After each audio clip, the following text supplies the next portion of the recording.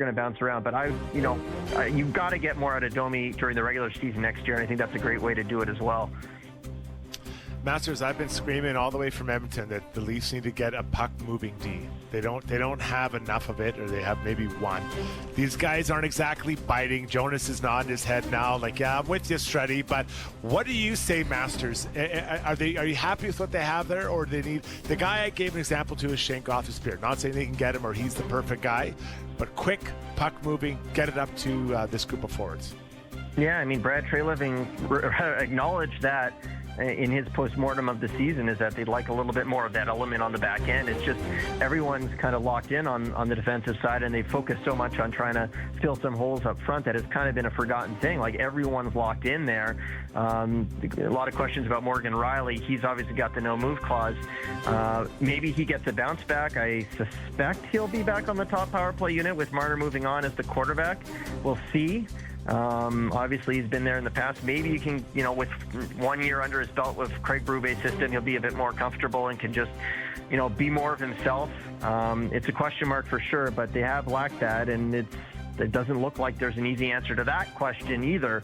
But I would agree that they could use that. It certainly was evident that it was lacking. That said, I still think they have the pieces to make a really good defense core, and maybe that's something that they have to address during the season at some point here, see how things play out. Same as with the top six forward that they need. It might take some time for all the pieces to go into place. I like that Treliving's been patient here and seems to be willing to be patient, not rush into anything, not make a mistake, and just wait for the right piece to kind of become clear, or the right option to become clear. With Mark Masters. So we were talking about the announcement earlier this week that Jeannie Bouchard is going to retire after the National Bank Open, which the women are in Montreal this year. So it'll be, back in her hometown, and that's going to be it. And you were kind of the Jeannie whisperer, Masters. Like, you had access to Jeannie. You were the one that was right in there breaking stories and talking to her and interviewing her a lot over her career. I don't even know how to describe the career of Jeannie Bouchard, because of, it was a flash in the pan clearly, but it was so big. She was so popular that I remember a poll that was released, or like a data research campaign out of London, England or something, considered her the most marketable athlete on earth at one point.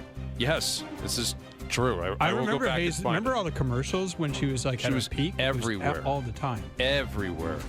And it lasted, a year and a half? And then it just completely fell off a cliff. Like, if someone came to you and said, describe the career of Jeannie Bouchard, how would you do that? Electric, but too short. 2014, that's when I first started going. And the reason one of the reasons TSN sent me to the Grand Slams in 2014 is because of what Jeannie was doing. She made the semis in Australia. She followed that up with a semifinal in Paris, and then the finals at Wimbledon, fourth round of the U.S. Open. Nobody won more matches in the Grand Slams that year on the women's tour than Jeannie Bouchard. She didn't win a major, but she won more matches. She was in the mix every Grand Slam. Probably the greatest. I know she didn't win one, so maybe you'd say Bianca Andreescu just because she won the U.S. Open that year in 2019. But probably the best Grand Slam season ever by a Canadian singles player, just with how she was in the mix at every Grand Slam, so consistent. She won a title. Everything felt so amazing. Like, it was like Canadian tennis was having a moment. Everyone was into it. Jeannie had the personality for it too. Raonic had more staying power, of course, and he had more long runs. But Jeannie's personality was so engaging that I felt like everyone had an opinion on her. Everyone was interested in it. And she really captured the imagination, but it was too short. And 2015 was a bit of a disaster. She felt the pressure. She spoke very openly about that. And then she finally seemed to get her game back at the U.S. Open before the real sliding doors moment of her career, which was the slip and fall in the locker room late at night, which led to a concussion, forced her to withdraw when she was in the fourth round of the singles. And who knows, maybe where things go if she doesn't get that injury and she's able to build on that momentum. So it was an electric career, but it was way too short. And it's too bad, because what a personality. And her game when she was on, the aggressive style, She was fun to cover, that's for sure. Yeah, the magazine was Sports Pro, London magazine that bills itself the leader in global sports industry news, views, insights, and features. Now, I don't know enough about it. Maybe it's some guy's basement like Liverpool or something, and the guy has absolutely no reason to call himself or state himself in those regards, but released its annual list of the top 50 most marketable athletes in the world in 15. And at the top of it was Jeannie Bouchard. 21-year-old Canadian Jeannie Bouchard, followed by Neymar, Jordan Spieth, Missy Franklin, Lewis Hamilton, Rafa Nadal, Andy Murray, Serena Williams. Like, she was ahead of all of them on this list. And that was because the 3 semifinals, the Wimbledon final, and then, like you said, slip and a fall, and she never was competitive again. Kind of crazy. Go ahead, Jonas. She had one big moment after that, really big moment where you remember Sharapova had the doping ban, Yep. and she came out and she said she felt that Sharapova should be banned for life, and nobody was really saying that, no one on tour at least, and they ended up playing each other in Madrid. I believe it was 2017, and it was like this grudge match, and she beat her in 3 sets, and it was a big moment. Like, she really stared her down at the net, at the handshake. But you're right. After that, it was not at the Grand Slams. There was never really any more big moments. You kept waiting for her to have that resurgence, and it never really happened. What's going on with Canadian tennis, Mark? Like, was that the peak? Are we done? Is it just going to be kind of okay? It's the end of an era for sure. Jeannie Bouchard, Milos Raonic, Vasek Pospisil, and Pospisil's coming to the end too. I imagine we're going to hear some news on that soon. And Raonic, I asked Raonic, I said, are you ever going to play like a tournament that's known as your final tournament? He's like, no, I'll just be gone. And that seems to have been what's happened with him. That's kind of more his style. He was more subtle, kind of laid back in that way. So that they're done. And they were the ones that ushered in this golden age and then passed the torch to Denis Shapovalov, Felix Auger-Aliassime, Bianca Andreescu, of course, has come on, Leilani Fernandez, this next generation.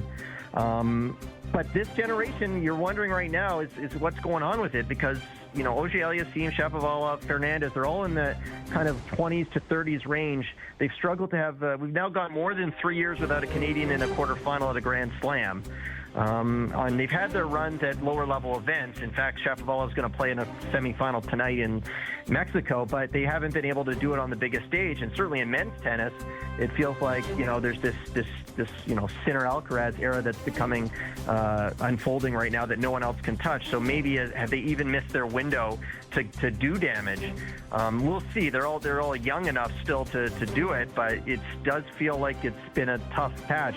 I am very excited about an 18-year-old Vicky Mboko from Burlington, Ontario, who just made her Grand Slam debut in Paris, got into Wimbledon as a lucky loser and knocked out a seeded player. People are very, very excited about her potential at 18 and where she's going to go. She'll get a wild card. She'll play in Montreal. And then on the men's side, Gabriel Diallo, who qualified for the U.S. Open last year, made the third round. He took Taylor Fritz to 5 sets at Wimbledon. Fritz goes on to the semifinals. He's a bit of a late bloomer, went to Kentucky, went the college route, and he's up to now in the 30s range. Could end up being seeded for the U.S. Open. So I'm very excited about the prospect of Mboko and Diallo as maybe that next generation that hopefully can push Shapo and feel